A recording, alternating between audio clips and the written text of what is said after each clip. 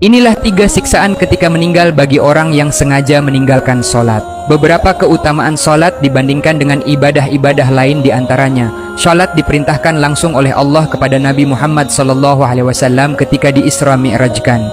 Sholat adalah ibadah yang akan dihisap pertama kali sebelum ibadah-ibadah yang lain. Kewajiban sholat adalah kewajiban yang harus dijalankan dalam kondisi apapun. Jika tidak bisa sambil berdiri, maka dikerjakan sambil duduk. Jika tidak bisa, maka sambil terlentang, dan seterusnya. Dan salat adalah ibadah yang wajib dikerjakan setiap hari hingga ajal menjemput. Ada 3 siksaan ketika meninggal bagi siapa saja yang meninggalkan sholat. Yang pertama, mati dalam kondisi terhina. Kedua, mati dalam kondisi lapar. Dan yang ketiga, mati dalam kondisi haus, yang apabila diminumkan satu lautan pun tidak akan menghilangkan rasa hausnya. Semoga kita semua termasuk orang-orang yang selalu istiqamah menjaga sholat 5 waktu dan dijauhkan dari siksa-siksanya. Amin.